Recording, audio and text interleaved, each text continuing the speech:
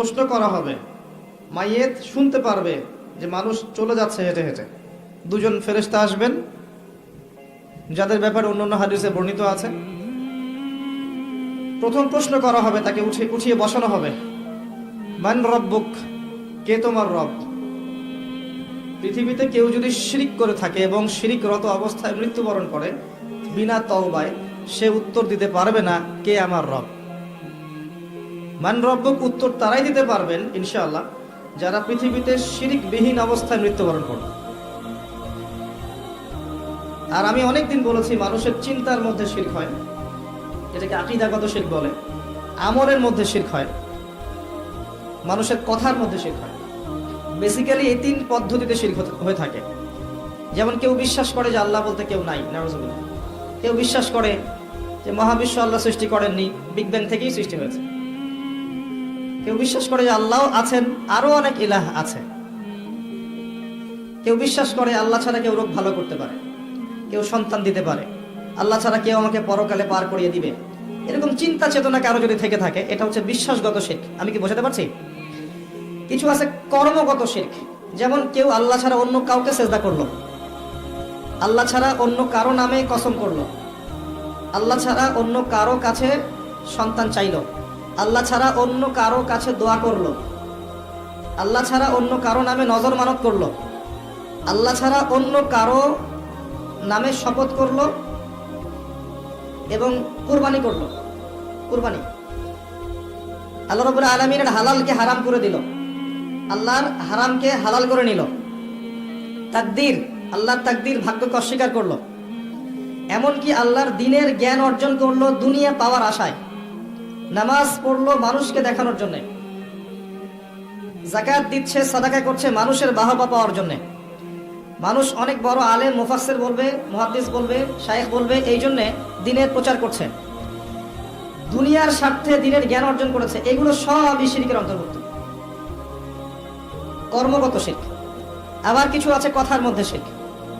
যেমন, কেমন আছেন? আপনার দোয়ায় ভালো আছে। কেমন আছেন? আপনার দোয়ায় ভালো আছে। আপনার মায়ের কি অবস্থা? মায়ের অবস্থা ভালো, ডাক্তারটা সময় মতো না আসলে মাকে বাঁচানো যেত না। যাত্রা কেমন ছিল? জার্নি খুব ভালো ছিল, ড্রাইভার অনেক ভালো ছিল, ড্রাইভারের দক্ষতায় অ্যাক্সিডেন্ট থেকে নিশ্চিত, অ্যাক্সিডেন্ট থেকে বেঁচে গেছে। আমি না থাকলে কাজটা হতো না, ভাগ্যিস আপনি ছিলেন, না হলে আমার এই বিপদ থেকে রক্ষা হতো না। প্রচুর কথা বলতে গেলে সারা রাত চলে যাবে। কথার মধ্যে বেশি শিরক হচ্ছে। এমনকি অনেক গানের লিরিক্স দেখবেন, তোমাকে ছাড়া বাঁচবো না, তুমি আমার জীবন, তুমি আমার মরণ, এ ধরনের কথা আছে না? আসমান জমিন চন্দ্র সূর্য সব তোমার, তোমার জন্য চাঁদ নিয়ে এসে দিব, চাঁদে বাড়ি বানাবো। কত কথা। এই শিরক এবং তাওহীদটাকে শেখেন। শেখার পরে আপনি উপন্যাস পড়বেন, কবিতা পড়বেন, গানের লিরিক্সগুলো পড়বেন, দেখবেন যে শিরক দিয়ে ভর্তি। এমনি এমনি আল্লাহ পাক বিষয়গুলোকে হারাম করেন না, এখানে শিরক আছে। অনেক ক্ষেত্রে কুফরি কথা আছে, অনেক ক্ষেত্রে আবার ভক্তি প্রদর্শন করতে গিয়ে অতি ভক্তি হয়ে যাচ্ছে। আর হারাম ইনস্ট্রুমেন্ট তো আছেই, সব মিলিয়ে বিষয়টা হারাম। তার উপরে আবার এটা আপনার সময় কিল করবে এবং আপনাকে আল্লাহর জিকির থেকে সরিয়ে দেবে। যখন আপনি এগুলোর মধ্যে ডুবে যাবেন, ওই মোমেন্টে আপনি আল্লাহকে ডাকতে পারবেন না, ওই সময়টা ওরা খেয়ে ফেললো। সব মিলিয়ে বিষয়টা হারাম। তো এরকম কথায় অনেক শিরক হয়।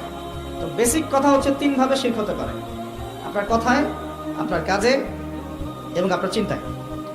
কথা, কাজ এবং চিন্তাকে বিশুদ্ধ করতে পারলে তাওহীদ প্রতিষ্ঠা হবে, এবং তাওহীদের উপর থাকলে পরেই উম্মার কল্যাণ আছে। আল্লাহ পাক আমাদেরকে তাওহীদে থাকার তৌফিক দান করুন। যারা শিরক মুক্ত অবস্থায় কবরে চলে যাবে ইনশাআল্লাহ, তারা উত্তর দিতে পারবে যে রব্বি আল্লাহ, আমার রব হচ্ছেন আল্লাহ।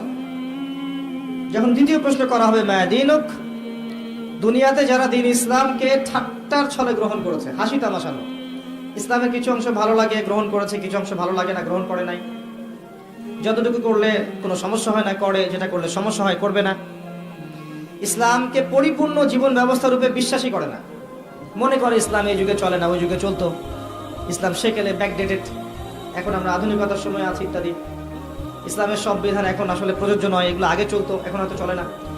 যদি ইসলাম সম্পর্কে এমন ধারণা থাকে মানুষের, সে উত্তর দিতে পারবে না যে মা দীনুক, তোমার দিন কি।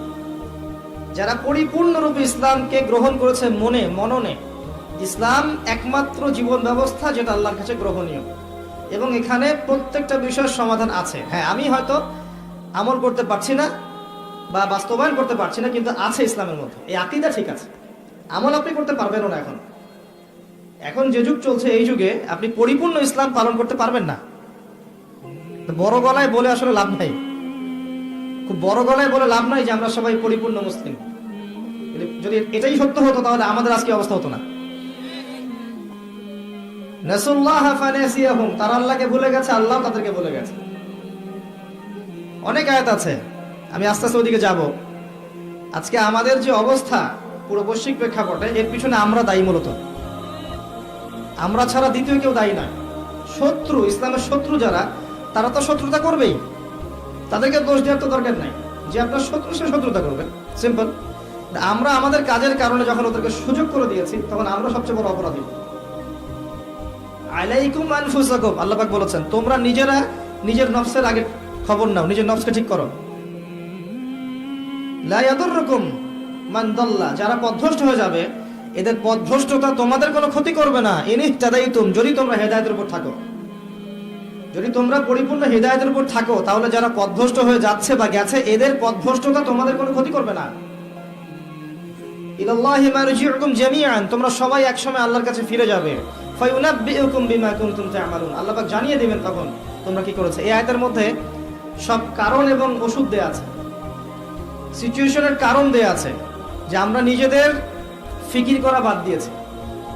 সবসময় অন্যের ফিকির করি, অন্যের সংস্কার, অন্যের ইসলাহ, অন্যের দোষ ধরা, অন্যকে উন্নতি, অগ্রগতি, প্রগতি, এগুলা চিন্তা করি, নিজের বেলায় খবর নাই। প্রথম কারণ আমাদের আত্মশুদ্ধি নাই। প্রথম মেজর কারণ আত্মশুদ্ধি নাই। আমি যে বলছি আমারও নাই।